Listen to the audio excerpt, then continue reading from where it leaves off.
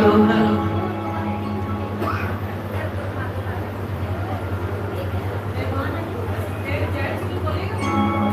हमारे साथ बोलेगा एक विनती बोल रहे हैं हम। हाँ जी, आप बोलोगे।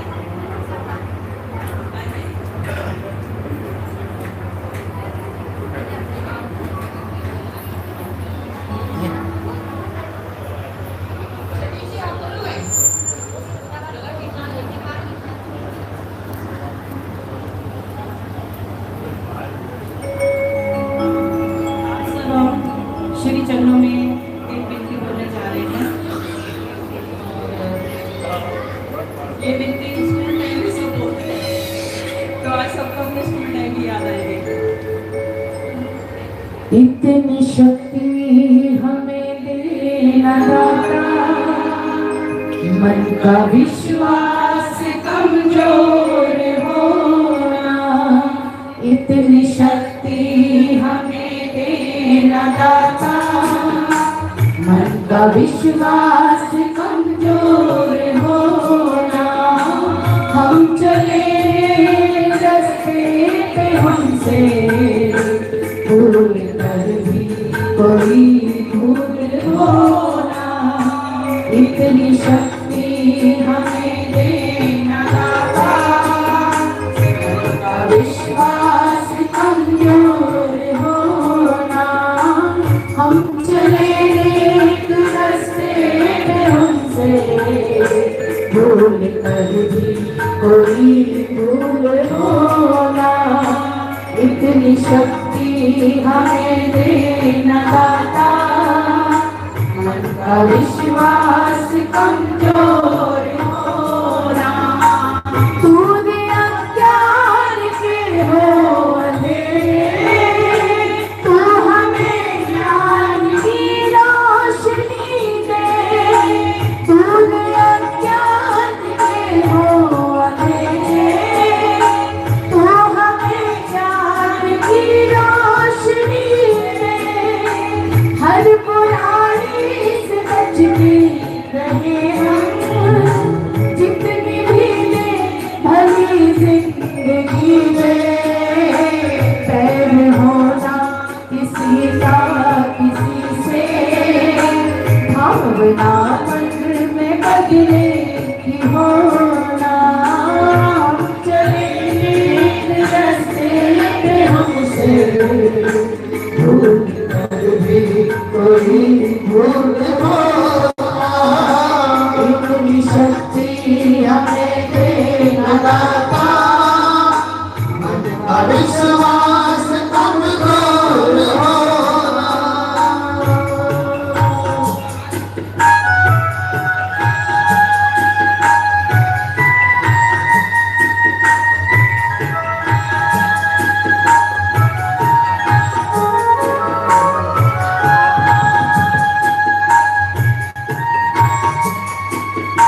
हम न सोचे हमें क्या मिला है, हम ये सोचे क्या क्या है पर।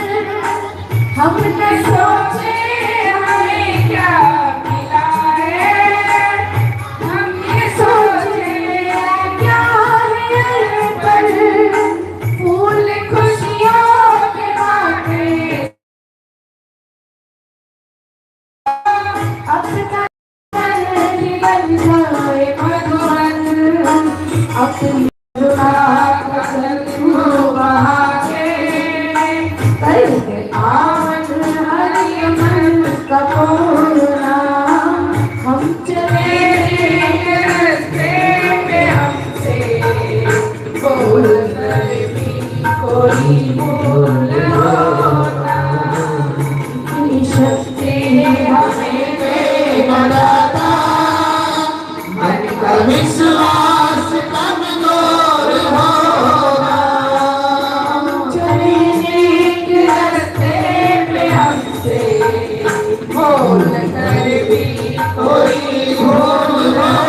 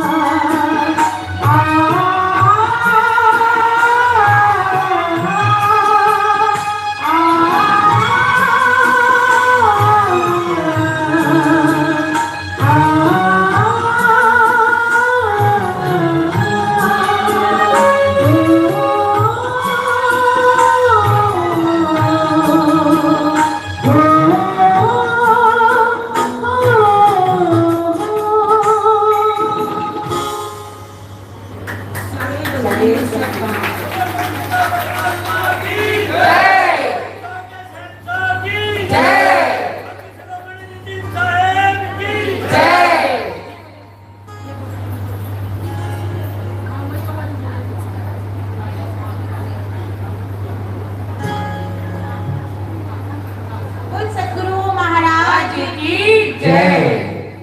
सतगुरु जी तुसी मेहर करो,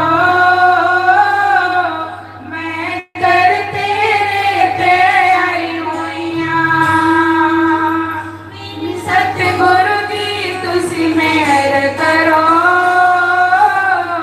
मैं दर तेरे ते आई हुइयां।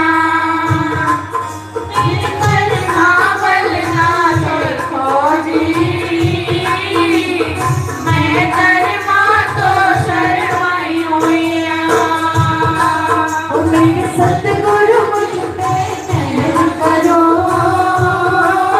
मैं दर तेरे ते आई हुइयां। तारनहार कहाँ गए हो, दुनियानो बंदे लागे हो। तारनहार कहाँ गए हो,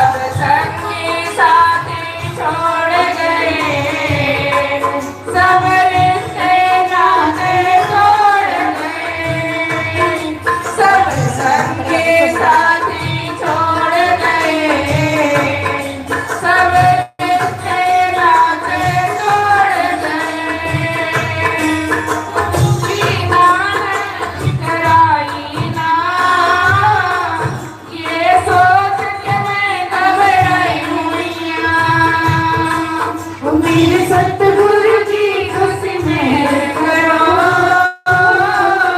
मैं दर तेरे ते आई हुइयां।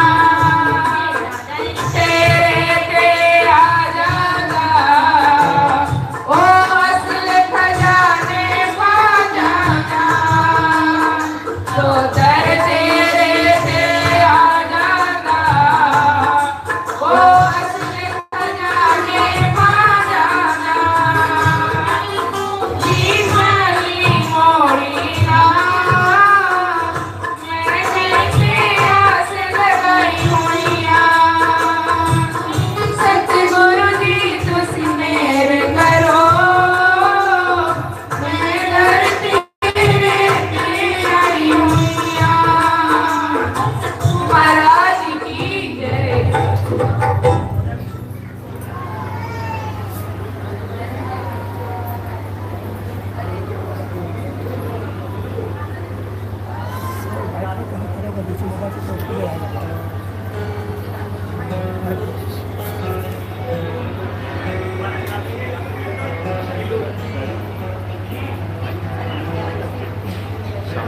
हाँ वही करें।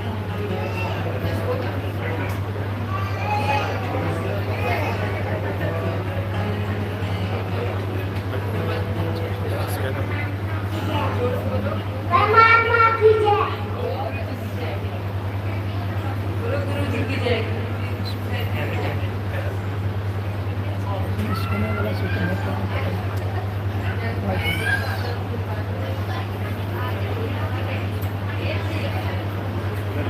गिलास दे दो पानी डालते हैं। इसे डाल दो, इसे डाल दो। हाँ राजेंद्र जी कहाँ है? राजेंद्र जी नारियल पानी लाए।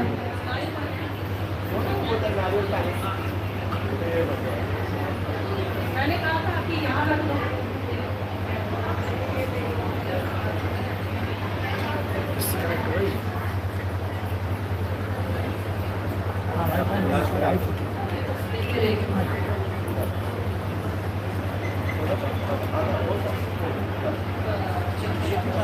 नारियल पानी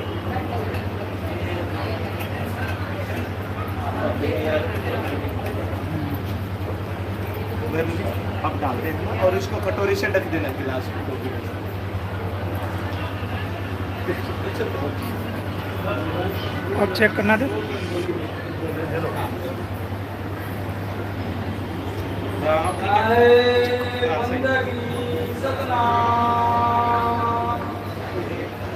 आज साहेब कबीर के प्रकट दिवस पर यूपी, हरियाणा, राजस्थान, गुजरात, महाराष्ट्र, कर्नाटक, आंध्र, उड़ीसा, पश्चिम बंगाल, बिहार, उत्तराखंड, झारखंड, छत्तीसगढ़ के प्रांतों से आए हुए सभी प्रेमियों का स्वागत है।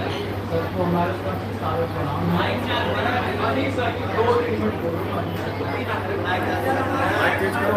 माइक तेज करो, आवाज तेज करो। अच्छा, तो छोटा सा परिचय हमारा है कि मैंने सन 1980 में बाबा जय कुलदेव जी महाराज से नामदान लिया और ये 5 नाम, 5 रूप, 5 स्थान, 5 तरह के बातें और ये 10वां द्वार, त्रिपुटी, भौर, गुफा, शून्य, महाशून्य, अलग लोग, अनामी लोग किसी जंगल में भी, अवान जंगल में भटकते हैं। इसी भटकाव के बीच गुरु महाराज की बात याद आई कि बच्चा मुक्ति और मोक्ष जीते जी मिलता है, मरने के बाद नहीं। जो कहता है मरने के बाद वह धोखा है। इसी बीच मेरे अंदर तड़प उठी कि मेरी पूरी जिंदगी चली गई, अब थोड़ा सा समय बचा है, मुक्ति मोक्ष मिली नहीं। इसी तड़प के बीच अचानक संस्थाओं के संसार, गुरुओं के गुरु, ईश्वरों के ईश्वर, संत शिरोमणि साहेब नितिन दास जी महाराज का एक ही सत्संग मोबाइल में आया और मैं ऐसा लगा कि मुझे जो है उस बियावान जंगल में जिसमें हम भटक रहे थे 45 साल से, किसी ने उन खटोला यानी हेलीकॉप्टर उतार दिया और कहा बच्चा चले आओ, मैं तुम गौरी भी पार कर देता हूँ। तब से मैं जो है मेरे समझ में बात आने लगी कि नाम ले तो बहुत सिंधु सुखा, इसके माने क्या होता है कि नाम लेते बहुत सागर सूख जाता है। इधर तो 45 साल से नाम ही जपते रहे, सब कुछ करते रहे, अथक परिश्रम किया। अब जो है वो बात समझ में आई कि मीरा जी ने कहा कि पायो जी में नाम रतन धन पायो, वस्तु मोलो मेरे सतगुरु। तो अब वही बात जब मेरे समझ में आई तो जैसे मीराबाई गाने लगी कि ऐसी लागी लगन मीरा हो गई मगन, वो तो गली गली हरि गुण गाने लगी। इसी तरह से मैं भी सब लोग लाज छोड़कर बहुत से हमको ताने मारते हैं, बहुत से लोग करते हैं तुमको शर्म नहीं आती है, घोड़ा पहन के इसका मैं छू रहे हो कहते रहो भैया। तो हम भी गाने लगे कि अरे ये वही है जो आए हुए हैं, अरे ये वही है जो आए हुए हैं, इस जमाने में हलचल मचाए हुए हैं। ये दाढ़ी में कुदरत छिपाए हुए हैं, ये जुक्ति में मुक्ति छिपाए हुए हैं। अरे ये कलयुग में सतयुग का डंका बजाए हुए हैं। अरे अब की बार ये लोहे का डंडा लेके आए हुए हैं। सारे पूजा पाठ में मरद जितने बाजा कराने वाले सारे पाखंडियों का सबका ध्यान जो है मूल ज्ञान में केंद्रित हो जाएगा। वो समय करीब है। तो आप सबको बस दो तीन शेर हम बोलेंगे कि अरे चांद बदली में छुपा था मुझे मालूम न था, चांद बदली में छुपा है मुझे मालूम न था, शक्ल इंसान में खुदा है मुझे मालूम न था। अरे मोहब्बत है, इबादत की इबादत है। आप मेरे मासूम की सूरत खुदा से मिलती जुलती है। नजर से सर कलम कर दे उसे शमशीर कहते हैं, और निशाने में जो लग जाए उसे तीर कहते हैं। इस तरह से अब हम अपनी बात खत्म करेंगे, ज्यादा समझ लेंगे, क्षमा कीजिएगा। साहेब बंदगी सतनाम।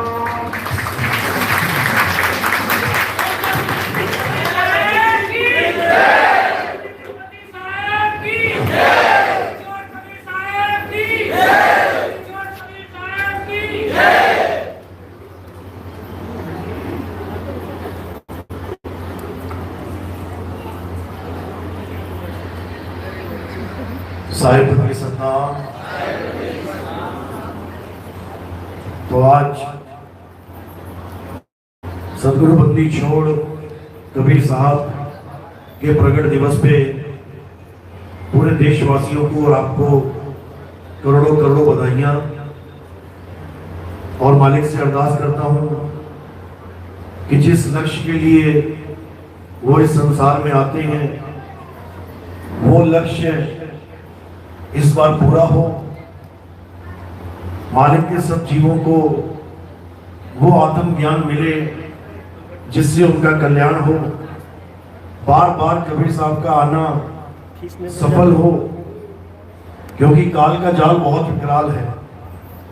जितनी बार कबीर साहब आते हैं, ज्ञान समझाते हैं, उतनी बार ही ये काल धोखा देके सबको भ्रमित कर देता है। लेकिन मालिक की कृपा हो, बंदी छोड़ की लाया हो, तो इस बार ऐसा प्रचार होगा कि पूरा विश्व एक झंडे के नीचे आएगा और काल अपना दांव इस बार लगा नहीं पाएगा। इसी उम्मीद के साथ आज का सत्संग शुरू करेंगे और परमपिता परमात्मा के नाम पे एक जयकारा लगाएंगे। बोलिए परमपिता परमात्मा की, सतगुरु बंदी छोड़ कबीर साहेब की, सभी संतों की, सभी भक्तों की, सतगुरु मदनपति साहेब की, दीवान जवाहरपति साहेब की, सतगुरु दुल्लभपति साहेब की, सतगुरु राम सेवक साहेब की, सतगुरु वैरागपति साहेब की, करीनपुर धाम की, सभी हंसों की, पंडाल में आए सभी भक्तों की, इनके माता पिता, इनके बाल गोपाल की, इनके गुरुदेव की, सकल हंस को बंदगी, साहेब बंदगी, सतनाम।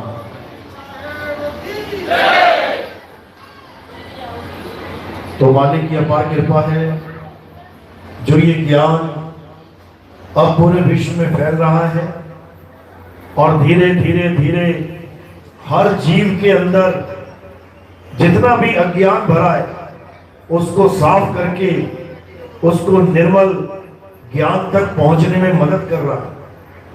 और देखते ही देखते ये सारा संसार एक झंडे के नीचे आ जाएगा, एक परमात्मा की भक्ति की बात करेगा, एक परमात्मा को प्राप्त करने की बात करेगा।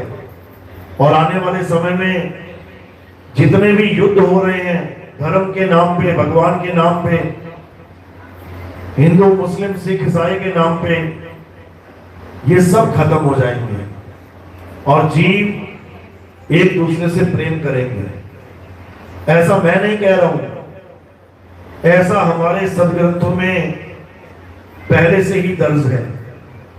हिंदुओं के ग्रंथों में भी, मुसलमानों के ग्रंथों में भी, सिख के ग्रंथ में भी, ईसाइयों के भी ग्रंथ में, हर ग्रंथ में ये बात दर्ज है कि जब अत्याचार चरम सीमा पे आ जाएगा, जब धर्म के नाम पे बड़े बड़े मिसाइलें, हथगोले दागे जाएंगे, जब बहुत बड़ी बड़ी लड़ाइयां छिड़ जाएंगी, तब एक ऐसा ज्ञान उजागर होगा। और कहां से उजागर होगा ये भी पता रखा है, वो हिंदुस्तान है जहां से ये ज्ञान उजागर होगा। और ये धीरे धीरे धीरे पूरे विश्व में फैलता चला जाएगा और पूरा विश्व एक झंडे के नीचे आके खड़ा हो जाएगा। इस ज्ञान की पहचान क्या बताई कि ये ज्ञान 52 अक्षरों से न्यारा ज्ञान होगा। इस ज्ञान में जंतर मंतर तंत्र की कोई अहमियत नहीं होगी। इस ज्ञान में किसी भी पूजा पाठ की, किसी भी तंत्र विद्या की, किसी भी गंगा जमुना स्नान या किसी भी प्रकार की परिक्रमा की कोई अहमियत नहीं होगी। ये ज्ञान सब धर्मों के लिए समान होगा। हिंदू भी इसको अपनाएगा, मुसलमान भी इसको अपनाएगा, सिख भी इसे अपनाएगा और ईसाई भी इसे अपनाएंगे, यहूदी भी इसे अपनाएंगे और बौद्धिस्ट भी इसको अपनाएंगे, जैनी भी इसको अपनाएंगे, सारे धार्मिक भी इसे अपनाएंगे। और जो परमात्मा को नहीं मानते, नास्तिक, वो भी इसको अपनाएंगे। ये सब बता रखा है। क्यों? क्योंकि कलयुग में सतयुग आके रहेगा और वो समय आ गया है। हिंदुओं के ग्रंथों में कल की अवतार का नाम दिया गया कि बाकी अवतार तो आ चुके हैं, एक कल की अवतार आएगा और पूरे संसार को सनातनी बना देगा। अब सोचने वाली बात है, जहां हिंदू मुस्लिम के नाम पे दंगे हो रहे हैं, जहां हिंदुओं को कन्वर्ट कर करके ईसाई बनाया जा रहा है, जहां हिंदुओं को अन्य धर्मों में जोड़ा जा रहा है, वो सनातनी कैसे बन जाएंगे? वो कैसे सनातनी हो जाएंगे? आधी दुनिया ईसाई और आधी दुनिया मुस्लिम है इस वक्त, वो सनातनी कैसे बन जाएंगे? क्या वो मूर्ति पूजा शुरू कर देंगे? उनका तो धर्म इस आधार पे खड़ा है कि मूर्ति पूजा काफिर करते हैं, वो कब से मूर्ति पूजा करने लग जाएंगे? ऐसा कभी नहीं हो सकता। तो वो कौन सा ज्ञान है जो कल की अवतार पूरे विश्व में फैला देंगे? वो सत्य सनातन का ज्ञान है। और सत्य सनातन किसी मूर्ति को नहीं कहते, सत्य सनातन किसी मंत्र जाप को नहीं कहते, सत्य सनातन किसी नदियों में स्नान को या पर्वतों की परिक्रमा को नहीं कहते। सत्य सनातन किसे कहते हैं? गीता अध्याय 2 24वां श्लोक, हे अर्जुन, ये आत्मा अछेद्य है, अशोष्य है, अदाह है, ये आत्मा अचल है, सदा स्थिर रहने वाली है, ये आत्मा पुरातन है, ये आत्मा ही सत्य सनातन है। तो कौन सा ज्ञान उजागर होगा? आत्मा का ज्ञान उजागर होगा। कौन सी आत्मा का? अचल आत्मा का। और किसको दिया जाएगा? चलने वाली आत्माओं को, जिसे जीव आत्मा कहते हैं। जीव आत्माओं को अचल आत्मा यानी परम आत्मा का ज्ञान दिया जाएगा और सारा संसार उस अचल आत्मा की शरण में जाएगा। ये वाणी में दर्ज है। इसी को मुस्लिम धर्म वालों ने अपने ग्रंथों में देखा। क्या देखा उसमें? कि जब मोहम्मद साहब आज से 1400 साल पहले मक्का मदीना में खड़े होते थे अरब देश में, तो हिंदुस्तान की तरफ मुंह करके घंटों घंटों खड़े रहते थे। जब लोगों ने उनसे पूछा कि आप पूरब दिशा की तरफ, मशरक दिशा की तरफ देख के क्यों खड़े रहते हैं, तो मोहम्मद साहब उस समय बोले कि मुझे हिंदुस्तान से एक ऐसी खुशबू आती है जिससे पूरे विश्व में अमन, शांति, चैन स्थापित होगा। और क्या नाम रखा उसका? गजवाए हिंद, जिसका नाम लेके आज दंगे हो जाते हैं कि हम गजवाए हिंद सफल नहीं होने देंगे। गजवाए हिंद का मतलब तक नहीं पता लोगों को। गजवाए का मतलब होता है एक आगाज, और कहां से होगा वो? हिंदुस्तान से। हिंदुस्तान से ही वो ज्ञान उजागर होगा और पूरे विश्व में फैल जाएगा। यही गुरु ग्रंथ साहब में भी दर्ज है कि 78 जान 97 और भी उठसी मर्द का चेला। मर्द यानी परमात्मा और मर्द का चेला यानी परमात्मा की बात बताने वाला।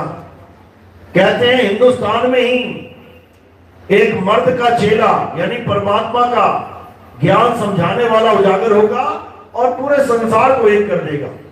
यही ईसाइयों में बोला गया, जिसको सेकंड कमिंग कहते हैं। यानी ईसा मसीह को जब क्रूस पे चढ़ा दिया गया तो कहते हैं उनकी मृत्यु हो गई और 3 दिन बाद वो जीवित होके सीधे आसमान को उड़ गए। ये सांकेतिक ज्ञान है, ये सांकेतिक ज्ञान है, लेकिन इसको समझ नहीं पाते लोग। और क्या बताया कि ईसा मसीह मरे नहीं है, वो दोबारा आएंगे और इस बार वो पूरब दिशा में आएंगे। ये बाइबल में दर्ज है। ये वहां बता रखा है कि इस बार वो यूरोप में नहीं आएंगे, इस बार वो पश्चिमी देशों में नहीं आएंगे, इस बार वो पूरब दिशा में उतरेंगे और पूरे संसार को क्रिश्चियन बना देंगे। क्रिश्चियन का मतलब ये नहीं कि सबके गले में क्रॉस लटका देंगे।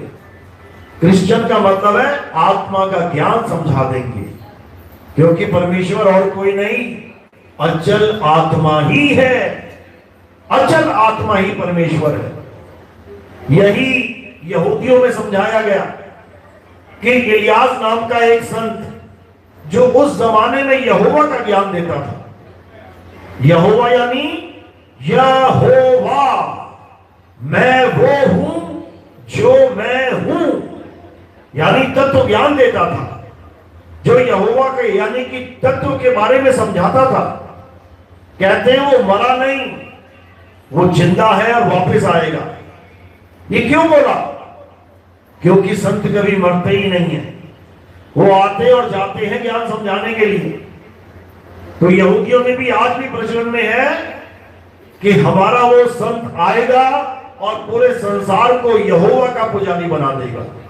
यहोवा यानी तत्व ज्ञान। यहोवा किसी इंसान का नाम नहीं है और ना ही किसी भगवान का नाम है। यहोवा का मतलब है मैं वो हूं जो मैं हूं। यानी अगर तुम मुझे जानना चाहते हो तो तुम्हें मुझे तत्व रूप में जानना पड़ेगा कि आखिर मैं हूं क्या। जैसे सोना तुम्हें कहे कि मैं वो हूं जो मैं हूं, तो तुम्हें सोना जानना ही पड़ेगा। तुम्हारे मन की कल्पना काम नहीं आएगी कि तुम चांदी को ही सोना और पीतल को ही सोना समझते रहो। यानी मैं वो नहीं हूं जो तू सोच सकता है, मैं वो हूं जो मैं हूं। और मैं क्या हूं ये इलियास ही बताएगा आगे। तो यही ज्ञान बुद्ध जी के धर्म में भी प्रचलन में है कि एक बुद्ध तो चले गए, एक और बुद्ध आएगा। उसका क्या नाम बताया? मैत्रेय बुद्ध। अब मैत्रेय नाम क्यों रखा उसका? क्योंकि जब वो आएंगे कहते हैं पूरे संसार में हाहाकार मच रहा होगा, गली गली में धर्म के नाम पे दंगे हो रहे होंगे, बड़े बड़े देश एक दूसरे के ऊपर मिसाइलें फेंक रहे होंगे। ये जितनी जंगें चल रही है ना मुसलमान यहूदियों में, ये सब धार्मिक जंगें हैं और ये कभी खत्म होने वाली नहीं है। जब तक मैत्रेय बुद्ध ना आ जाए तब तक ये जंगें चलती रहेंगी। और जब मैत्रेय बुद्ध आ जाएंगे कहते हैं मैत्रेय यानी दोस्ती का पाठ पढ़ा देंगे। हिंदू को मुसलमान का दोस्त बना देंगे, मुसलमान को सिख का दोस्त बना देंगे, सिख को ईसाई का दोस्त बना देंगे।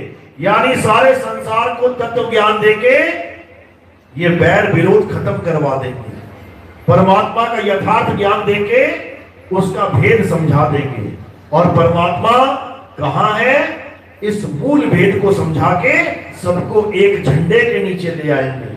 ये वाणियां पहले से ही दर्ज है, ये कोई मैं नई बात नहीं बता रहा हूं, ये सब पहले से ही दर्ज है। कबीर सागर में भी ये दर्ज है कि जब एक ऐसा समय आएगा जब इस संसार में नौतम सूरत के रूप में चूड़ामन अवतार होगा, तब पूरे संसार में सारे पंथों को समेट के एक पंथ की स्थापना होगी।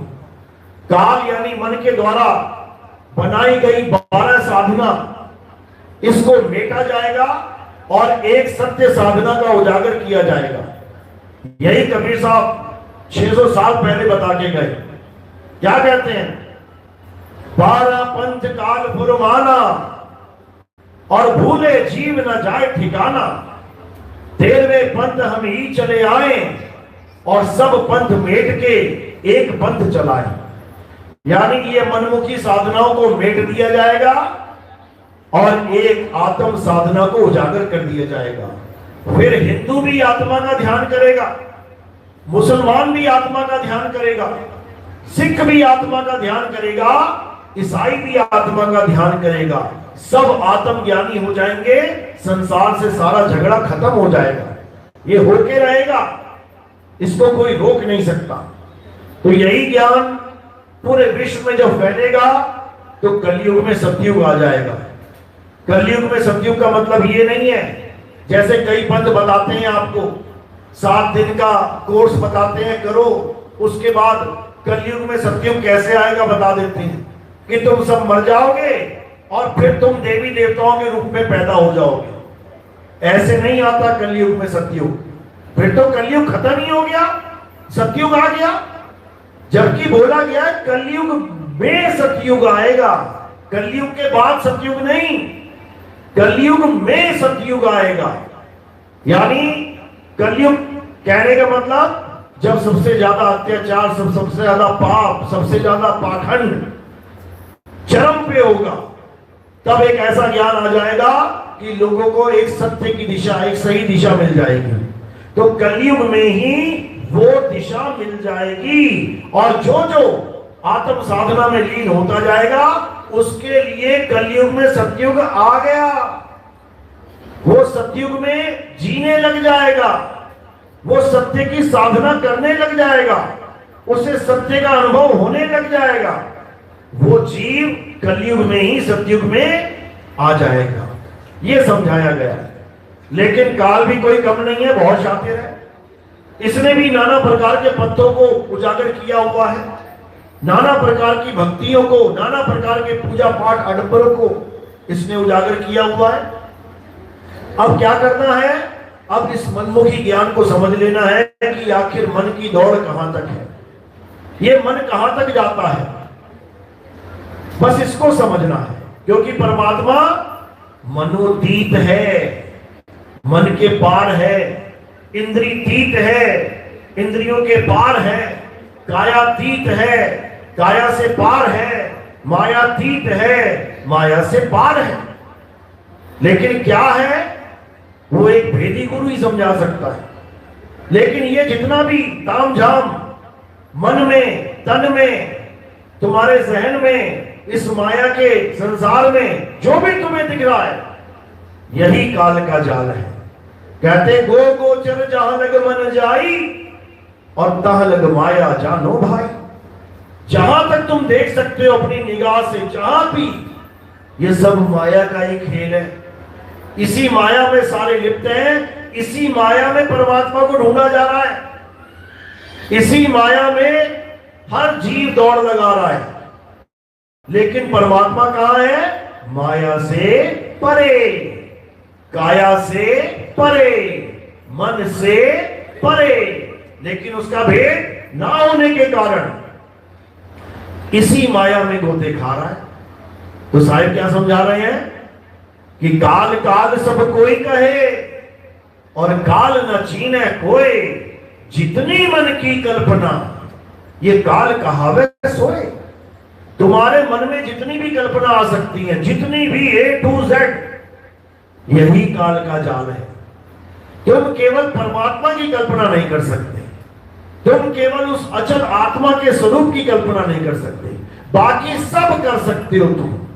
तो जो जो तुम कल्पना करते जाओगे तुम्हारे सामने आता जाएगा और तुम उसी को सत्य मान के भ्रमित होते जाओगे।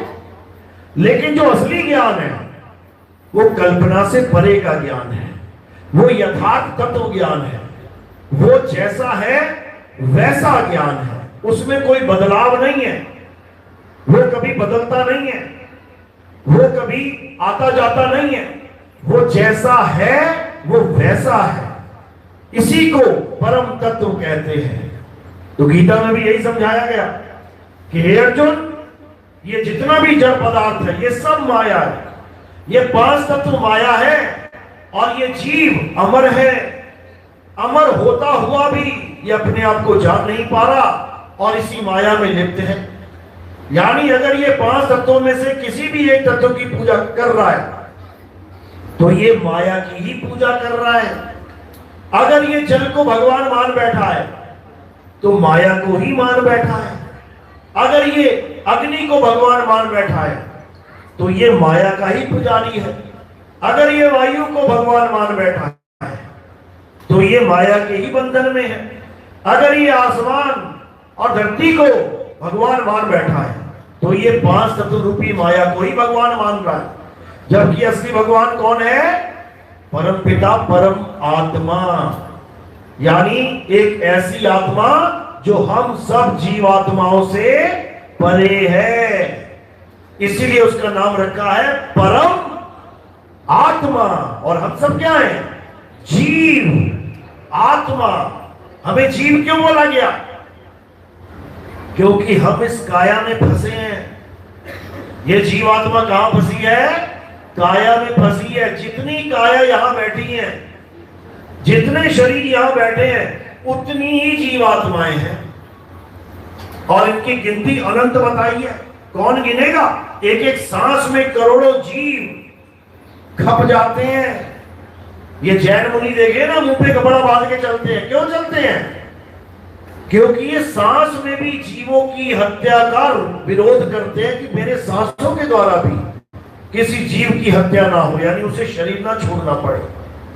वो मुंह में लगा देते हैं कपड़ा आगे, लेकिन उन भले मानुषों को कोई पूछने वाला नहीं कि साइड में से भी तो हवा जा रही है। जब सांस में ही है तो सांस तो चारों तरफ से जा रही है, यानी कोशिश तो पूरी कर रहे हैं लेकिन बचा फिर भी नहीं पा रहे, मरना ही है।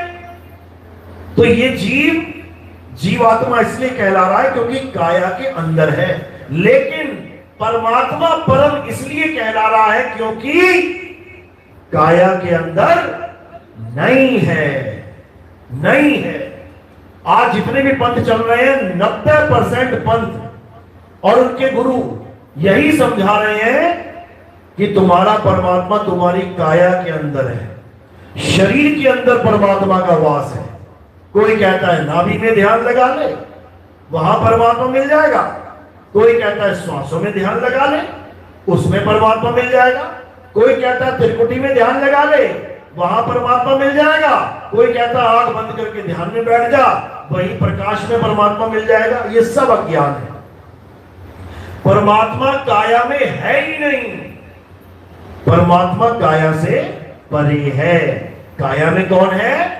जीवात्मा। इसीलिए साहिब ने समझाया, मोको कहां ढूंढे रे बंदे, मैं तो तेरे पास में, ना मंदिर में ना मस्जिद में, ना काबे कैलाश में, ना मैं जप में ना मैं तप में, ना एकांत निवास में, नहीं प्राण में, नहीं पिंड में, और ना ब्रह्मांड आकाश में, ना मैं त्रिकुटी भंवर गुफा में, और नहीं श्वासों की श्वास में। खोजी होए तुरंत मिल जाऊं एक पल की तलाश में। अरे कहे कबीर सुनो भाई साधो, मैं तो हूं विश्वास में, अंधविश्वास में नहीं, मैं तो हूं विश्वास में।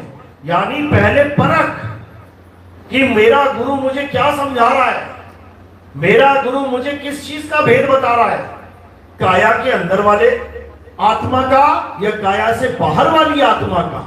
अंदर वाली आत्मा जीवात्मा और बाहर वाली आत्मा परम आत्मा। इसका भेद समझना पड़ेगा। समझ लो, सर्कस के अंदर रहने वाला शेर सर्कस का शेर बना हुआ है, हंटर से डरता है, और सर्कस के बाहर जंगल में रहने वाला शेर हंटर से डरेगा क्या? फाड़ के खा जाएगा तुम्हें। इसी प्रकार उसे जीवात्मा यानी अमर होती हुई भी 84 लाख के चक्कर में पड़ी है, और वो भी अमर है, लेकिन उसको कोई बांध नहीं सकता, वो निर्बंध है। हम जिसकी पूजा कर रहे हैं वो बंधन में पड़ी आत्मा की पूजा चल रही है। हम उसकी पूजा कर रहे हैं जो माँ बाप के द्वारा पैदा होकर संसार में आ रही है, शरीर धारण कर रही है, वो जीवात्मा है। और हमें पूजा किसकी करनी है? उस निर्बंध की, जिसे कोई बंधन में नहीं डाल सकता। इसलिए साहिब ने समझाया, अरे बंधे को बंधा मिला, छूटे कौन उपाय, और कर सेवा निर्बंध की, जो पल में लेत छुड़ाए। हमें निर्बंध की पूजा करनी है। निर्बंध को ही अचल आत्मा बताया गया है गीता में, और जीवात्मा को शरीर धारण करने वाली आत्मा बताया गया। अध्याय 2 16वां 17वां 18वां 19वां सारे श्लोक उसी के हैं गीता में। अध्याय 2 दोनों प्रकार की आत्माओं का विवरण है। जीवात्मा किसे कहते हैं अर्जुन?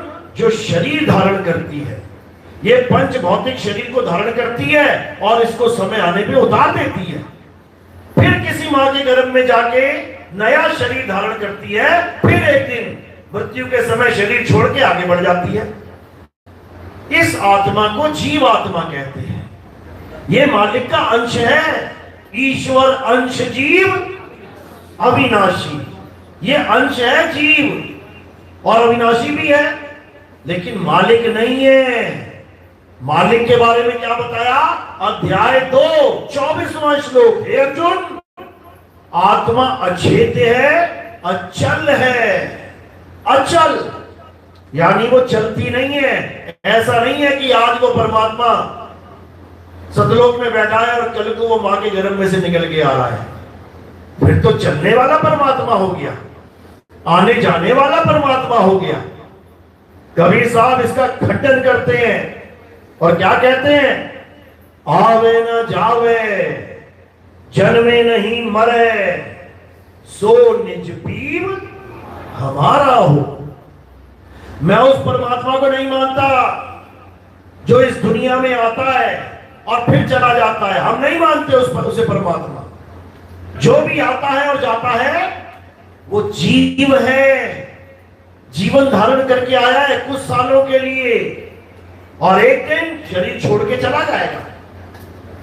परमात्मा कौन है? जो अचल है, जो आता जाता नहीं है, सदा स्थिर रहने वाला।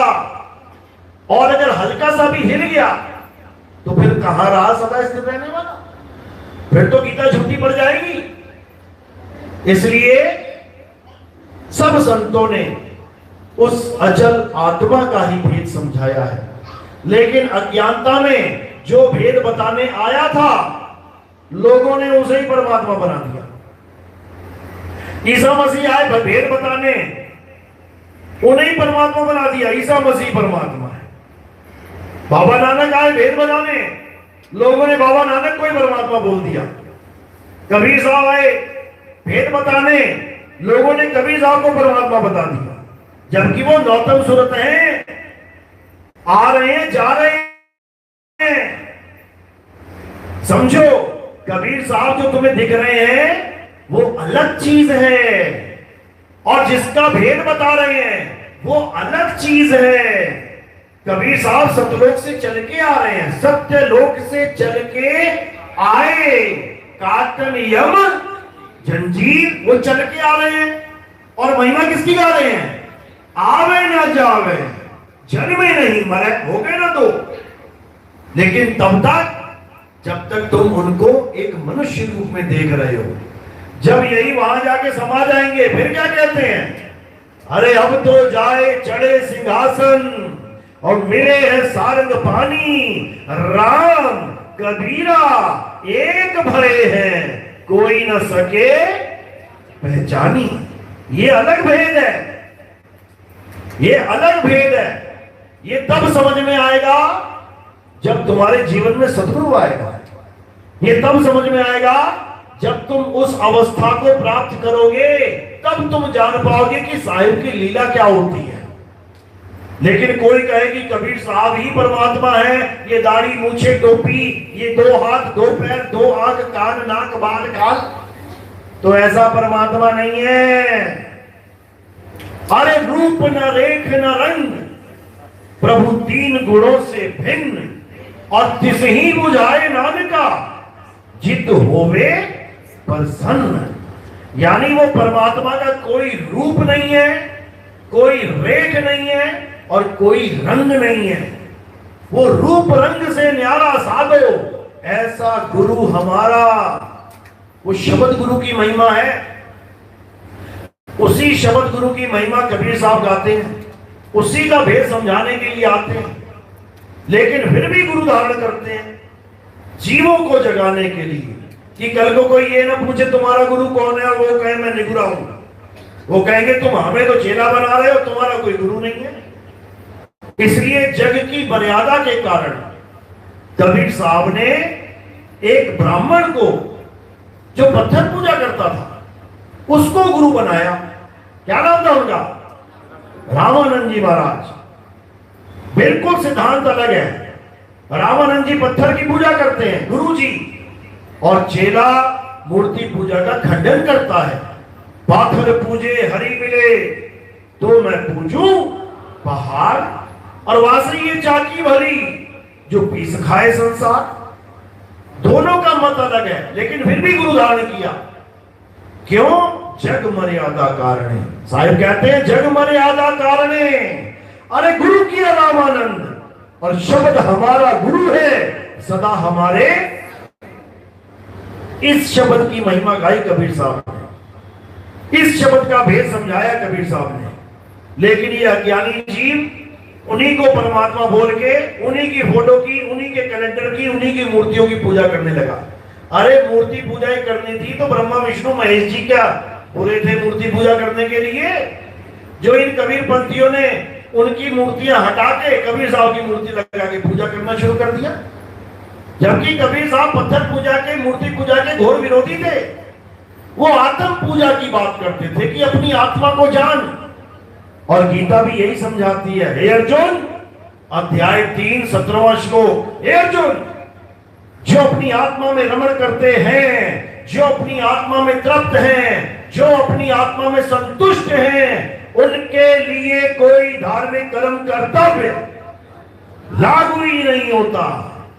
यानी अगर कोई आत्मज्ञानी बनना चाहता है तो ऐसे गुरु की शरण में जाए जो उसको आत्मा का ज्ञान समझाए। उसके बाद वो भले सारी उम्र किसी मंदिर, मस्जिद, गुरुद्वारे, चर्च में नहीं जाता, वो सारी उम्र कोई पूजा पाठ नहीं करता, वो सारी उम्र कोई हवन यज्ञ नहीं करता, वो सारी उम्र किसी नदी में स्नान नहीं करता, वो सारी उम्र कोई परिक्रमा नहीं करता, किसी भी धार्मिक त्योहार को भी नहीं मनाता, तब भी वो इस संसार का सबसे बड़ा आस्तिक धार्मिक व्यक्ति है, सबसे बड़ा।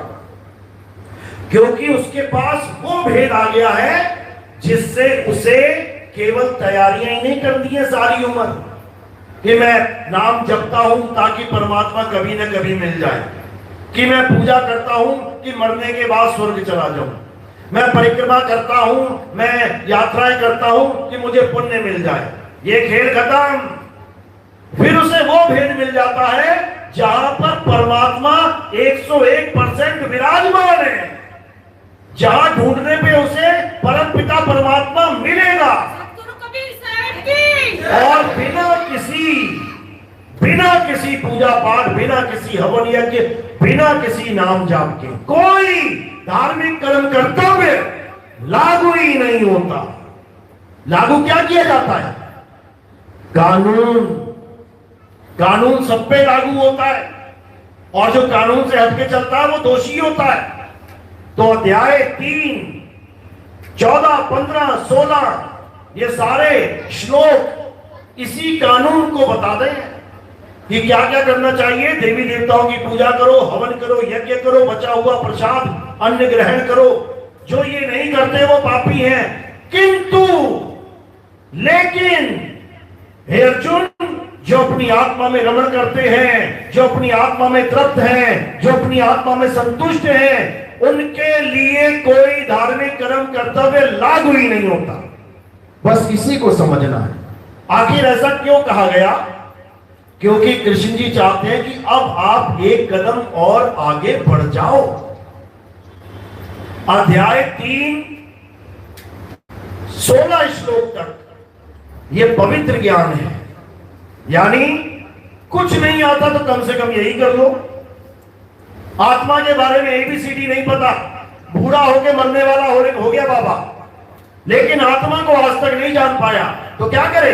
अरे मंदिर मस्जिद गुरुद्वारे चला जा, अल्लाह अल्लाह, वाहिगुरु वाहिगुरु, गॉड गॉड, राम राम, भगवान भगवान, वही कर ले, अपने पुण्य बढ़ा ले। क्या पता अगला जन्म फिर इंसान का मिल जाए।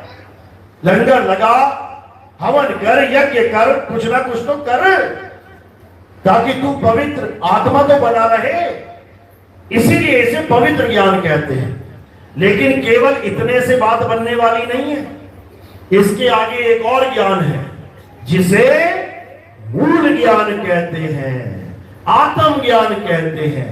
इसी को धर्मदास जी को समझाने के लिए कबीर साहब ने 600 साल पहले क्या बोला कि धर्मदास मेरी लाख दुहाई, ये मूल ज्ञान बाहर ना जाई, पवित्र ज्ञान तुम जग में भाखो। ये जितने भी तुम्हें कबीरपंथी दिखाई देते हैं ना, ये आरती चौका वाले, ये पान परवाना वाले, ये सारे उसी कर्म कांड को कर रहे हैं जो कबीर साहब ने मना किया है। लेकिन आत्मज्ञान नहीं है तो कुछ ना कुछ तो करना ही पड़ेगा, यही करते रहो। इसे पवित्र ज्ञान कहते हैं। कूट कूट के भरा हुआ है ये ज्ञान। कबीर सागर में यही दिखा दिखा के लोगों से ये पाठ करवाते हैं, चौका आरती करवाते हैं कि देखो कबीर साहब ने चौका आरती के बारे में बताया है। अरे कबीर साहब ने जिस चौका के बारे में बताया वो तुम्हें समझ में ही नहीं आएगी। साहिब कहते हैं अहंकार अभिमान विदारा और घट का चौका किया उजियारा। ये पान को पत्तों वाला चौका नहीं है ये कि पान के पत्ते लेके आए और उसमें कथा लगा लगा के मीठा डाल डाल के मुंह में डाल दिया, हो गया आरती चौका पान परवाना।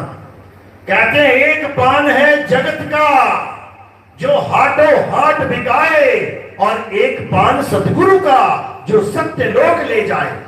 दोनों में भेद बता दिया कि जो पान के पत्तों वाला पान परवाना है ये हाथों हाथ बिकने वाला है, 5 रुपए 7 रुपए में मिल जाता है एक पान का पत्ता। ये तुम्हें कहां लेके जाएगा?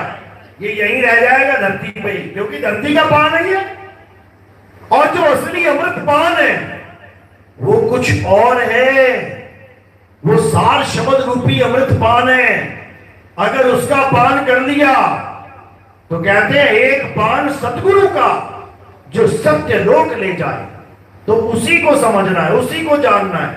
लेकिन जब तक तुम्हारे जीवन में भेदी गुरु नहीं आता तब तक तुम्हें यह ज्ञान समझ में आने वाला नहीं है। इसलिए साहिब ने भेदी गुरु की महिमा गाई है। क्या कहते हैं? मदन साहिब की वाणी है, सोई गुरु पूरा कहावे जो 2 अक्षर का भेद बतावे। भेद, भेद यानी रहस्य, सीक्रेट। मंत्र नहीं है वो 2 अक्षर, वो भेद है। जैसे 2 आदमी खड़े हैं, अब तुम किससे पूछो इनका भेद बताओ मुझे, वो कहता है एक अग्रवाल है और एक शर्मा जी है। अब दोनों का भेद पता लग गया तुम्हें? नाम नहीं जपना उन दोनों का, उनका भेद प्राप्त करना है। तो कहते हैं सोई गुरु पूरा कहावे जो 2 अक्षर का भेद बतावे। एक छुड़ावे, जपावे नहीं, एक छुड़ावे। कौन सा अक्षर छुड़ावे? जो अक्षर इंसानों ने बनाया है। हिंदी, पंजाबी, उर्दू, फारसी, जापानीज, चाइनीज, मंगोलीज, ताइवानी, फ्रेंच, इटालियन, दुनिया भर के अक्षर, दुनिया भर की भाषाएं इंसानों ने बनाई हैं। और फिर इन्हीं भाषाओं के नामों से वो मंत्र बना बना के बैठ गया। हिंदी के मंत्र, संस्कृत के मंत्र, पंजाबी के मंत्र, दुनिया भर के मंत्र, उनको जप के सोच रहा है कि मुझे भगवान मिल जाएगा। बस इसी अज्ञान को दूर करना है। तो साहिब कहते हैं तंत्र मंत्र सब झूठ है, इनमें ना भर में कोई, और सार शब्द जाने बिना कागा हंसना होए। यानी इन झूठे नामों को जो इंसानों ने बनाए हैं, इन नकली नामों को त्यागो और उस आत्म तत्व को जानो जो इंसान बना ही नहीं सकता। आत्मा को बना सकता है क्या इंसान? कभी नहीं बना सकता। आत्म तत्व अजन्मा है, नित्य है, शाश्वत है। तो उस अचल आत्मा का भेद समझाने वाले को सतगुरु कहते हैं। सोई गुरु पूरा कहावे जो 2 अक्षर का भेद बतावे। एक छुड़ावे, एक लखावे, तब प्राणी निज घर को जावे। यही कबीर साहब फिर समझा रहे हैं। कहे कबीर अक्षर 2 भाग और होगा खसम तो लेगा राख। यानी अगर वो तेरा सच्चा हितैषी है, तेरा खसम है वो गुरु, तो तुझे बचा लेगा, 2 अक्षरों का भेद समझा देगा। यही बाबा नानक समझा रहे हैं। जे तू पढ़िया पंडित बिन 2 अक्षर 2 नामा, प्रणवत नानक एक लंघाए जे कर सच समावा। यानी हे पंडित, अगर 2 अक्षर के बिना और कोई ज्ञान देने वाला गुरु मिल गया तो तेरा कल्याण नहीं होगा। अगर इन 2 अक्षरों के अलावा मंत्र जंतर देने वाला गुरु मिल गया तो तेरा कल्याण नहीं होगा, क्योंकि सारे मंत्र, सारे नाम इन्हीं 52 अक्षरों से जोड़ तोड़ के बनाए जाते हैं।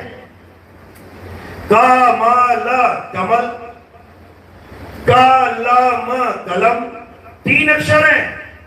आगे पीछे एक भी अक्षर आगे पीछे हो गया मतलब ही बदल जाएगा। का ला म कलम, का मा ला कमल। वस्तु ही बदल गई केवल एक अक्षर आगे पीछे करने से। इसी प्रकार ये सारे नाम इन्हीं 52 अक्षरों के जोड़ने तोड़ने से बनते हैं। तो साहिब समझा रहे हैं वाणी में, 52 अक्षर जोरे आन, सक्या न अक्षर एक पहचान, सत का शब्द कबीरा कहे, पंडित होए सो अनपय रहे, पंडित जन को एवं व्यवहार, ज्ञानवंत को तत्व विचार। यानी ज्ञानवंत जो ज्ञानी पुरुष है वो तत्व विचार यानी वो परम तत्व का ध्यान धरते हैं। वो ये 52 अक्षरी नाम नहीं जपते। नाम है जप में, नाम है तप में। छोड़ो इसको और क्या करो, परम तत्व का ध्यान धरो। कितने समय? जितने समय ये सांसें चल रही हैं, यानी 24 घंटा। ये माला वाला काम नहीं है कि 108 पूरा किया फिर खूंटी पे टांग दी, हो गया फॉर्मेलिटी पूरी, आज का सिमरन हो गया बाबा जी का। ये माला फेंक और श्वासों की माला पकड़। ये सिमरनी फेंक और श्वासों की सिमरनी बना ले। तो कहते हैं श्वासा की कर सिमरनी और कर अजपा का जाप। मंत्र का जाप मत करना। किसका जाप करना है? आ जपा। आ जपा यानी जिसे कोई जप ही नहीं सकता। और वो क्या है? वो आत्मा है, वो अचल आत्मा है। उसी को परम आत्मा कहते हैं। तो कहते श्वासा की कर सिमरनी कर अजपा का जाप, परम तत्व का ध्यान धर, सोहम आपे आप। ये सोहम सोहम जपने का खेल नहीं है कि गुरुजी ने नाम पकड़ा दिया, जब बेटा सोहम सोहम सोहम, और चेला सोच रहा है कि एक दिन मैं परमात्मा ही हो जाऊंगा। क्यों? क्योंकि सोहम का मतलब ही यही होता है। क्या होता है? जो तू सो हम, जैसा तू वैसे हम। यानी जब हम और परमात्मा एक हो जाए तो सोहम अवस्था का ज्ञान हो जाता है। लेकिन मंत्र नहीं जपना है कि श्वासों में सोहम सोहम सोहम जपते रहे, बर्बाद हो जाओगे। इसीलिए कबीर साहब ने समझाया, जो जन होंगे जौहरी रतन लेंगे बिलगाए, और सोहंग सोहंग जपी मुआ मिथ्या जन्म गवाए। यानी जो जौहरी होगा वो तो रतन को खोजेगा। सोहम का मतलब होता है आत्म तत्व। वो तो तत्व ज्ञान को पकड़ेगा जो जौहरी होगा, और जो जपी होगा वो मंत्र ज्ञान को पकड़ेगा। जौहरी को हीरा मिलेगा और जपी को हीरे का नाम मिलेगा। वो दिन रात जपता रहेगा, हीरा हीरा हीरा हीरा हीरा। तो हीरा हीरा करने से हीरा मिल जाएगा क्या? कभी नहीं। तो क्या करना है? नाम छोड़ना है और वस्तु को पकड़ना है। यही कबीर साहब बार बार समझा रहे हैं कि वस्तु कहीं और ढूंढे कहीं, कैसे लागे हाथ, और गुप्त वस्तु तब मिले जब भेदी लीजे साथ। भेदी लीना साथ में, दीनी वस्तु लखाए, मंत्र नहीं जपवाए कि भेदी गुरु तुम्हें मंत्र जपवाएगा, ओम ओम ओम कलियम कलियम हरियम हरियम परियम परियम, जन्म बर्बाद हो जाएगा तुम्हारा। वो वस्तु बताएगा, सार वस्तु कहां है, और वाणियों में भी उसका एड्रेस बता रखा है, लेकिन किसी को समझ में नहीं आ रहा। वाणी दिन रात गाएंगे लेकिन भेद समझ नहीं पाएंगे। वाणी में बता रखा है वो कहां पड़ी है वस्तु। जिस वस्तु का ज्ञान गुरु देगा वो वस्तु का ज्ञान वाणी में समझा रखा है, लेकिन भेदी गुरु समझेगा उसको। क्या कहते हैं? अरे अधर द्वीप तहा गगन गुफा में है निज वस्तु सारा। बता दिया एड्रेस। अब जिसे दूसरे नंबर की दीक्षा मिली है वो समझ रहा है बात को कि कहां जा रहा है एड्रेस। उसका ध्यान वहीं पे टिका हुआ है, वो वस्तु का ध्यान कर रहा है। और जो बेचारा अधूरे गुरुओं की शरण में चला गया है वो बाणी तो यही गा रहा है, लेकिन नाम जाप में फंसा जा रहा है।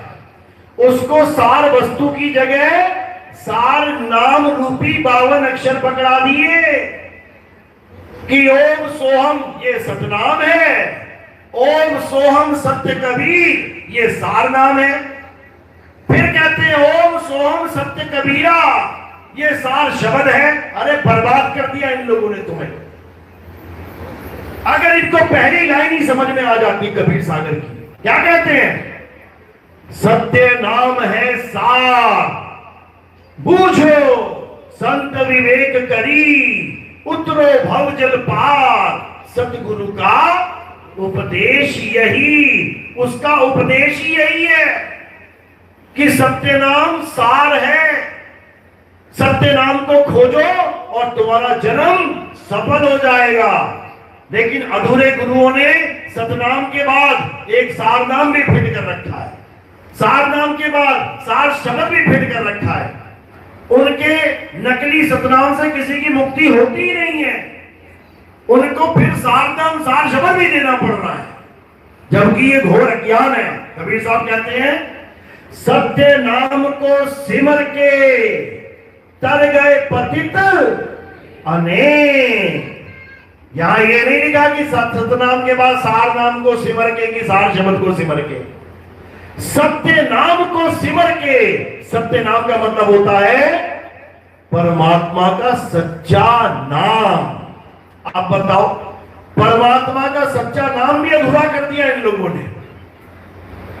52 अक्षरी नाम का भेद नहीं पता और सार नाम को भी, सतनाम को भी अधूरा कर दिया। जबकि कबीर साहब समझा रहे अपनी बाणी में कि सतगुरु ऐसा चाहिए जैसा सूप सुहाए और सार सार तो गही रहे, थोथा दे उड़ाए। अब सार सार गही रहे मतलब कि सत्य नाम को गही रहे, क्योंकि सत्य नाम ही सार है। लेकिन ये किसी की समझ में नहीं आ रहा। गुरु ग्रंथ साहब में भी इसका भेद बताया गया। कह रहे कृत्रिम यानी नकली, कृत्रिम नाम कथे तेरे जीवा, कि हे परमात्मा इस जीव से बोले जाने वाले सारे नाम ये कृत्रिम यानी नकली नाम है, इंसानों ने बना दिए प्यार में। परमात्मा से प्रेम है इसलिए बनाता जा रहा है, लाखों करोड़ों बना दिए, लेकिन उनको जप के परमात्मा मिल जाएगा ऐसा नहीं हो सकता। इसीलिए साहिब को कहना पड़ा ना कि कोटि नाम संसार में इनसे मुक्ति ना होए, और गुप्त नाम सतपुरुष का बूझे बिरला कोए। गुप्त नाम सतपुरुष का, ये गुप्त नाम है और ये गुप्त वस्तु है, इसी को जानना है। तो कहते कृत्रिम नाम कथे तेरे जीवा, सत्य नाम तेरा। तेरा किसका? कहते एक तू सच्चा, तेरा नाम सच्चा। किसके लिए बोला जा रहा है? परमात्मा के लिए। तो कह रहे कृत्रिम नाम कथे तेरे जीवा, कि हे परमात्मा जीव से बोले जाने वाले सारे कृत्रिम नकली नाम तेरे ही हैं, लेकिन नकली है और असली सत्य नाम तेरा परा पुरबला। यानी तेरा जो सच्चा नाम है, जो तेरा सतनाम है वो परा। परा यानी काया से परे, माया से परे, इंद्री से परे, भावों से परे, हर चीज से परे। और पुरबला यानी पुराने से पुराना। गाते हो ना मेरे जागे रे पुरबले भाग। पुरबले यानी पुराने जन्मों के भाग जागते हैं मेरे। तो ये जो पुरवला शब्द है सतनाम के लिए बोला जाता है, क्योंकि ये सतनाम कब से है? कहते हैं आद सच, जुगाद सच, है भी सच, नानक होसी भी सच। यानी ये दुनिया भी नहीं थी, ये आदमी औरत भी नहीं थे, ये कोई देवी देवता भी नहीं थे, तब भी ये सच्चा नाम था, है और रहेगा। उसी को सतनाम कहते हैं। उसी का भेद बताने के लिए कबीर साहब इस संसार में आते हैं, लेकिन ये जीव बेचारा उनको समझ नहीं पाता, सतनाम का भेद जान नहीं पाता, और इन्हीं अधूरे नामों में अपना जीवन बर्बाद करके चला जाता है। तो अब क्या करना है? एक छुड़ाए, इन सारे जीव से, होठ से, कंठ से बोले जाने वाले नामों को छोड़ देना है, और एक लखाए उस परम तत्व का लखाव करना है, उसको याद करना है, उसको सिमरना है। तो कहते हैं सुमिरन सुरत लगाए के मुख से कछु ना बोल, और बाहर का पट बंद कर भीतर का पट खोल। बाहर का पट यानी ये बाहर का संसार में जो कुछ भी दिख रहा है उसमें बिल्कुल भी ध्यान नहीं होना चाहिए तुम्हारा भक्ति के समय। और कहां होना चाहिए? भीतर का पट खोल। भीतर कौन है? ये सुरता है। इस सुरत की आंख खोल, क्योंकि सुरत ही शब्द का दीदार कर सकती है। कहते हैं सुरत से देख ले वह देश, सुरत से देख ले वह देश, देखत देखत दीखन लाके, अरे मिट गए सकल अंदेश। सुरत से देख ले वह देश, ना वहां जाप, ये मंत्र नहीं पहुंचा सकते वहां तक, ना वहां जाप, ना वहां अजप्पा, नी अक्षर परवेश। सुरत से देख ले वह देश। तो जब भेदी गुरु आ जाता है जीवन में, तो तुम्हें उस देश का एड्रेस बता देता है। कहते हैं मन की तरंग मार लो, बस हो गया भजन, आदत बुरी सुधार लो, बस हो गया भजन। आए हो तुम कहां से और जाना तुम्हें कहां है, इतना बस विचार लो, हो गया भजन। ये क्या नाम जाप में लगा पड़ा है सुबह से लेकर शाम तक? कोई नाम नहीं जपना, सिमरन करना है। सिमरन, एक को सिमरो नानका, जो जल थल रहा समाए, और वाही को क्यों सिमरिए, जो जब में दे मर जाए। सिमरन करना है। तो कहते हैं कलयुग में एक नाम आधारा, सिमर सिमर नर उतरो पारा। जप जप के नहीं, ये जपने वाला खेल नहीं है, ये सिमरन वाला खेल है। तो क्या कह रहे हैं कि अब 52 अक्षरों को छोड़ और उस अबोल नाम को जान, जो बोलने में नहीं आता, उस अलेख को जान, जो लिखने में नहीं आता, उस अकह को जान, जो कहने में नहीं आता, उस नी अक्षर को जान, जो अक्षरों में नहीं आता। और वो क्या है? तुम्हारा सत्य स्वरूप। वो लिखने बोलने पढ़ने में नहीं आता। उसी स्वरूप का बोध कराने वाले को सतगुरु कहते हैं, और मंत्रों का जाप कराने वाले को गुरुआ गुरुआ कहते हैं। कहते हैं तंत्र मंत्र सब देत फिरत ये माया के अभिमाना, और गुरुआ सहित शिष्य सब बूढ़े, अंतकाल पछताना साधो देखो ये जग बौराना, ये जग बौराना, ये घर घर मंत्र देत फिरत है। ये दुनिया में मंत्र ही मंत्र बिछा देते हैं, पूरा मंत्रों का जाल बिछा रखा है। एक भी घर ऐसा नहीं बचा जहां मंत्र जाप नहीं होता, एक भी घर। इसीलिए गरीबदास जी महाराज ने क्या बोला? गुरुआ गांव बिगाड़ा संतों, गुरुआ गांव बिगाड़ा। पूरा पूरा गांव बर्बाद कर दिया इन लोगों ने। जहां स्वरूप ज्ञान देना था, सत्य स्वरूप को जानना था, वहां मंत्र जपवा दिए इन लोगों ने। अब ये मंत्र कैसे छूटेंगे? जब तुम्हारे जीवन में आत्मज्ञानी गुरु आएगा, वो इन मंत्रों को छुड़वा देगा। एक छुड़ाए और तुम्हें तुम्हारा अचल स्वरूप, तुम्हारा शुद्ध चैतन्य स्वरूप का लखाव करा देगा। एक लखाए तब प्राणी निज घर को जाए। तो यही कबीर साहब समझा रहे हैं, लेकिन किसी के समझ में ही नहीं आ रहा। स्वरूप ज्ञान चाहिए, स्वरूप ज्ञान समझो। तो ये केवल और केवल भेदी गुरु ही समझा सकते हैं, उसके अलावा इस पूरे संसार में इस ज्ञान को कोई नहीं समझा सकता। नाम खूब जपवा देंगे, माला पकड़ा देंगे, हिंदू है तो राम राम जप ले, राधे राधे जप ले। मुसलमान गुरु मिल गया तो कहेगा अल्लाहू अल्लाहू जप ले। सिख गुरु मिल गया तो वाहिगुरु वाहिगुरु जप ले। ईसाई मिल गया तो हालेलुया हालेलुया जप ले। कुछ ना कुछ जपवा देंगे, लेकिन स्वरूप ज्ञान नहीं बता सकते। समझ लो।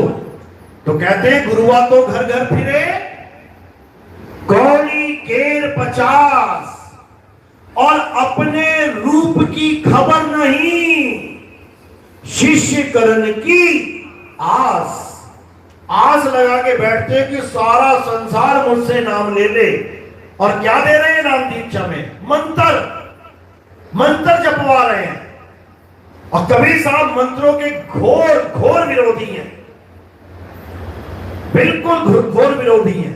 क्या कहते हैं? कहते हैं एक नाम सुख रास है और एक नाम दुख रास, एक नाम बंधन काटे और एक गल की फांस। दोनों प्रकार के नामों की व्याख्या कर दी। एक नाम सुख रास है, यानी परमात्मा का सच्चा नाम, जो बोलने में नहीं आता, लिखने में नहीं आता, पढ़ने में नहीं आता, सुनने में नहीं आता, वो तो सुख रास है, वो तुम्हें अमर कर देगा। और एक नाम दुख रास, और एक नाम को प्राप्त करके तुम जन्म जन्म दुखी रहोगे। वो कौन सा नाम है? ये 52 अक्षरी नाम, हिंदी का, पंजाबी का, उर्दू का, फारसी का, इसमें उलझ जाओगे। तो इन दोनों नामों का जिक्र करते हुए कबीर साहब ने सच्चे नाम की महिमा गाई और झूठे नाम को छुड़ाने की बात करी। सच्चे नाम को जानने से क्या फायदा होता है और झूठे नाम को जपने से क्या नुकसान होता है, यह भी जान लो। जो झूठा नाम होता है उसको जपने से तुम बड़े बड़े राजा महाराजा बन जाते हो। अब तुम लोग कहोगे कमाल है, झूठा नाम जप के भी राजा बन जाता है कोई? बिल्कुल बनता है, बिल्कुल बनता है। ये उसी नाम की खासियत है कि वो तुम्हें राजा बना देगा, बिल्कुल बना देगा, लेकिन अमर नहीं कर सकता, अमर नहीं कर सकता। राजा बना देगा, कितने साल के लिए बनोगे? कितनी उम्र है इंसान की?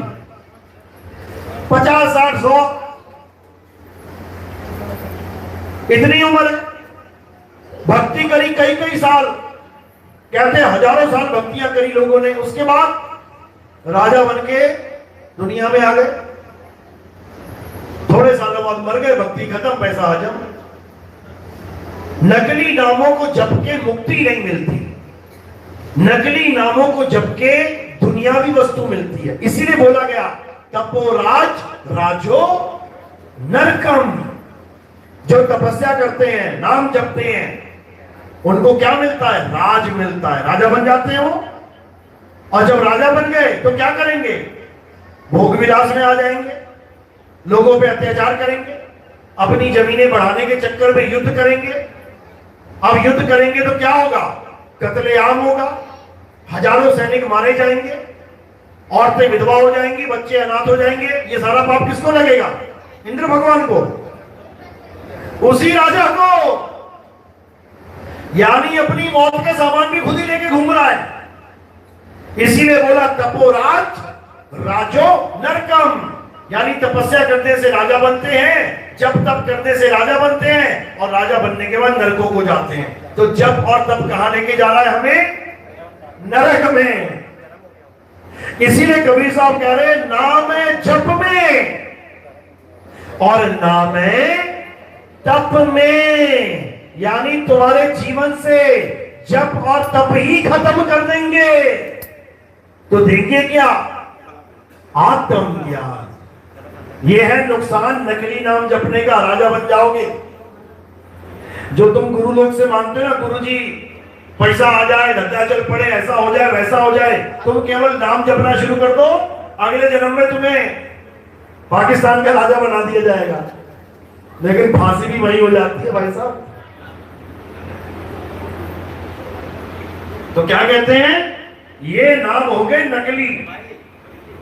अब असली नाम का क्या फायदा होता है? असली नाम से हम अमर हो जाते हैं, अमर। जो बड़े बड़े राक्षस नाम जपते रहे, ओम नमः शिवाय, ओम नमः शिवाय, ओम नमः शिवाय, शंकर जी प्रकट भी हो गए और उनसे वरदान भी मांगा राक्षस ने। क्या कहता है? हर राक्षस पहला वरदान क्या मांगता था? भगवान मुझे अमर कर दो। तुम्हारे सामने भगवान आ जाए ना, तुम पता क्या मांगोगे? तुम मांगोगे भगवान मैं अमीर हो जाऊं, भगवान मेरे परिवार में खुशियां ही खुशियां आ जाएं, भगवान जी मेरा यूपीएससी क्लियर हो जाए, भगवान मुझे अच्छी नौकरी मिल जाए, भगवान मेरे घर में बच्चा नहीं है बच्चा हो जाए, भगवान मुझे ये बीमारी लगी है बीमारी ठीक हो जाए। एक बार भी तुम्हारे दिमाग में नहीं आएगा कि तुम भगवान से ये कह दो कि मुझे अमर कर दो, नहीं आएगा। लेकिन राक्षस के दिमाग में कहां से आ गया? ये राक्षस को इतना आईक्यू किसने दे दिया? ये इतनी बड़ी बात किसने समझा दी? किसने समझाई? गुरु जी ने। है राक्षस भी गुरु जी बना के बैठा है, बिल्कुल बैठा है। लेकिन ये इंसान इतना बड़ा बेवकूफ है कि ये इंसान होके ना गुरु बना के नहीं बैठा है, निगुरा बैठा है। भगवान राम कृष्ण जी ने भी गुरु धारण कर लिया और राक्षसों ने भी गुरु धारण कर लिया। दोनों में से कोई निगुरा नहीं है। लेकिन ये इंसान ये निगुरा ही आके निगुरा ही मर जाता है। कितने फूटे भाग हैं इसके। तो ये ज्ञान कौन दे रहा है? शुक्राचार्य। राक्षसों के गुरु हैं शुक्राचार्य। भक्ति विधि भी वही सिखाते हैं, कौन सा नाम जपना है, कैसे भगवान प्रसन्न होंगे, और जब भगवान आएंगे तो मांगना क्या ये भी बताते हैं। लेकिन जिनसे ये मांगा जाता है वरदान, उनके पास ये वरदान होता नहीं है। वो राक्षस कहता है भगवान मुझे अमर कर दो, वो कहते हैं हम खुद अमर नहीं है, तुझे कहां से कर दे? हमें भी शरीर छोड़ना पड़ता है।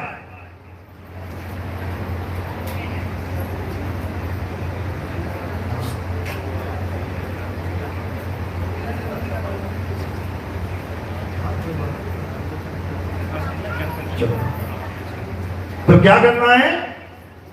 वो जो अमरता का वरदान है, वो अमरता का वरदान कोई और नहीं दे सकता।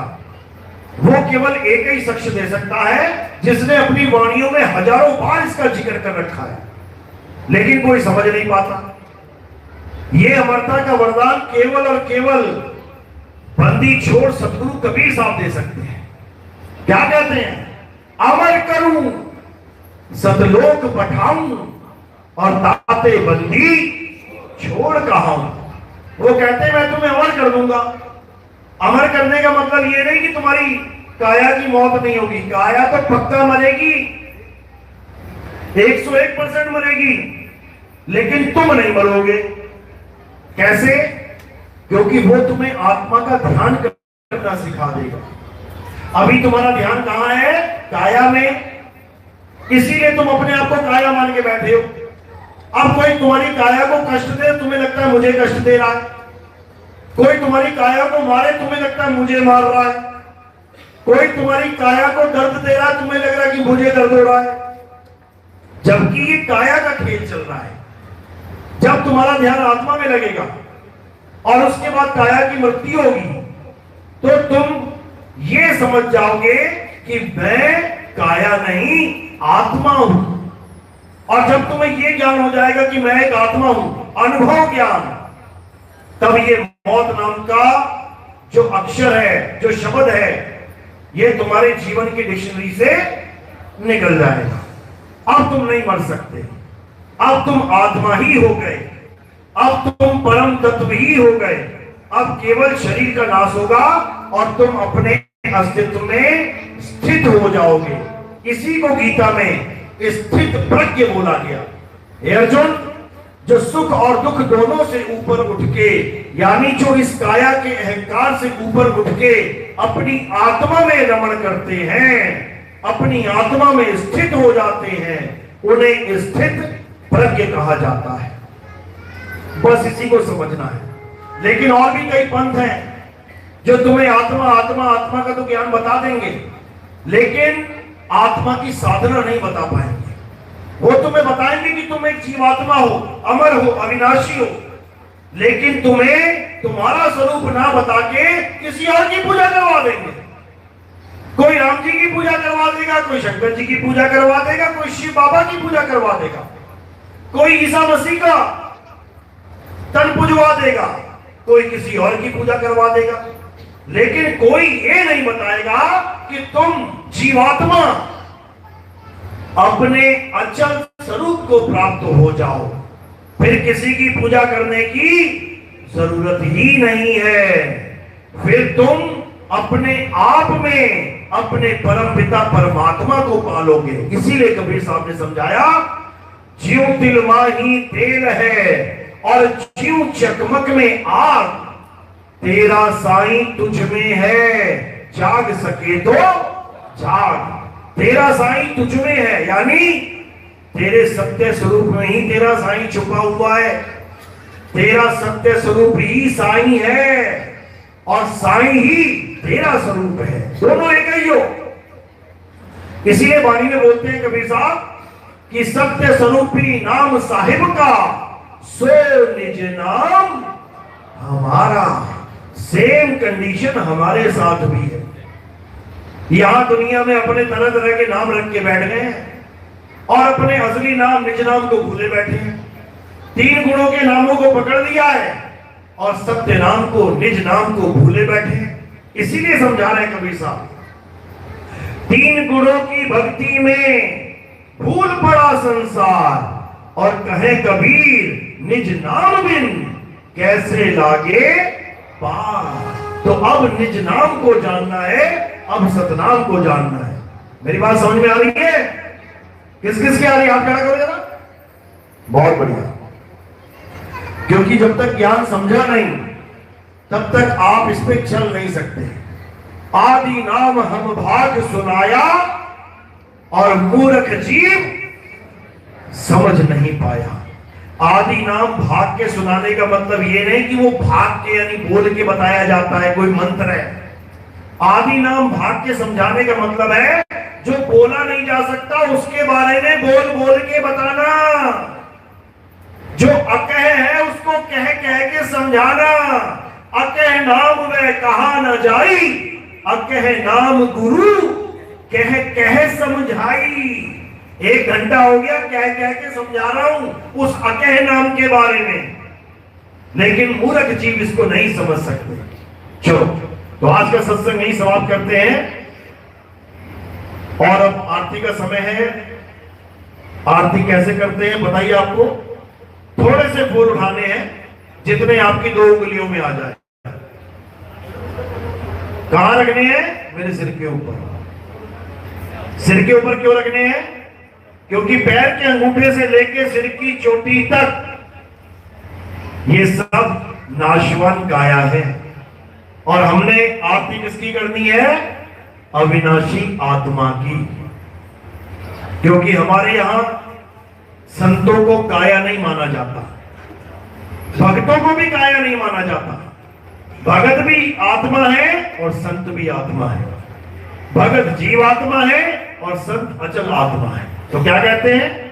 संत हमारी आत्मा, हम संतन के जीव और संतन हम में रम रहे, जीव माखन में ही। तो जिस प्रकार मक्खन में घी नहीं दिखाई देता, उसी प्रकार इस काया में अचल आत्मा नहीं दिखाई देती। लेकिन तुम्हें भेद समझा दिया कि अचल आत्मा की आरती कैसे होती है, सिर के ऊपर फूल रख के। और जल आत्मा की आरती कैसे होती है, पैरों में फूल रख के। तो अब पैरों में फूल कोई नहीं रखेगा, सब सिर के ऊपर ही फूल रखेंगे। और प्रचार प्रसार में कोई सेवा देना चाहेगा, वो केवल चरणों में रखेंगे। उस सेवा से हम क्या करते हैं, हमारा प्रचार प्रसार टीवी चैनल में भी आता है। आप सुबह सुबह बैठेंगे 6:45-7 बजे, साधना टीवी और ईश्वर टीवी, इन दोनों टीवी में आपको हमारा यही प्रचार प्रसार सुनने को मिलता है। उस टीवी में सुबह से लेकर शाम तक और भी बहुत सारे बाबा लोग आते हैं, जो आपको ये समझाते हैं कि बेटा परमात्मा को पाना है तो नाम जपो, नाम जपो, नाम जपो। इतना बोल के जब बाबा चला जाता है तो उसके बाद मैं आ जाता हूं, और मैं क्या समझाता हूं कि अगर परमात्मा को पाना है तो नाम छोड़ो, नाम छोड़ो, नाम छोड़ो, और अपनी सूरत को आत्मा से जोड़ो, तब होगा कल्याण। बोलिए परमपिता परमात्मा की सदा ही जय हो। साहिब बंदगी सत्ता।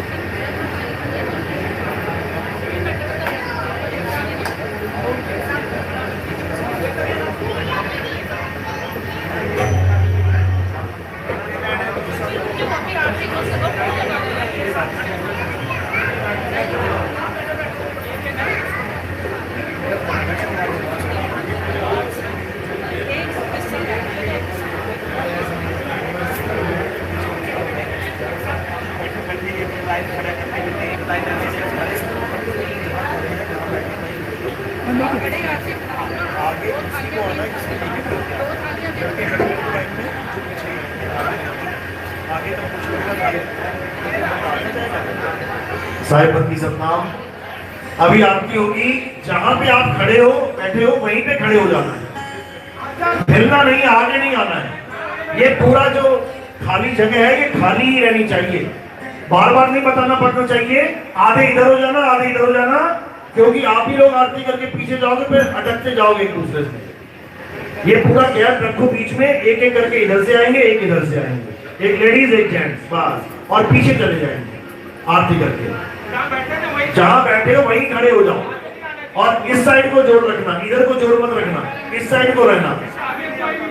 आगे बिल्कुल नहीं आएंगे, एक एक करके अगली लाइन आएगी, उसके बाद अगली लाइन, उसके बाद उससे आगे वाली, ऐसे करके चलते चले जाएंगे। बोलिए परमपिता परमात्मा की।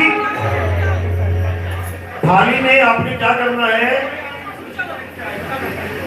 सोफा आगे कर देंगे, फूल थोड़े से सिर पे रखने हैं, उसके बाद थाली को केवल हाथ लगाना है और हाथ छोड़ देने हैं, घुमाना नहीं है। घुमाने वाला काम शुरू में हो जाएगा एक बार, केवल थाली को हाथ लगा के नमस्कार करना है, क्योंकि भगत ज्यादा है, बहुत टाइम लग जाएगा इसमें। बैठना नहीं है, ये आगे कर देना, बैठ जाओ, आगे आगे रख लेते हैं। आपको जैसे छोटे बलाप चाहते हो, आप कैसे चाहते हैं, जैसे किसी को भी आके कर सकते हैं, जैसे आप चाहोगे आपको छोटे बल्ला से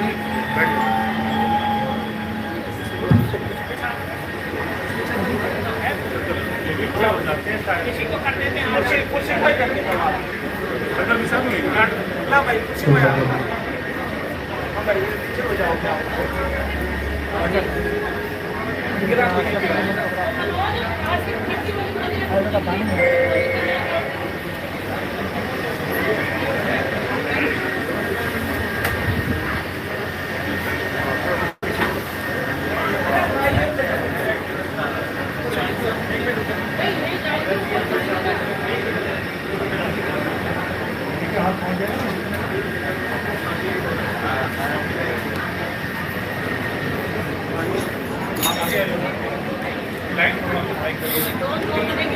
माइक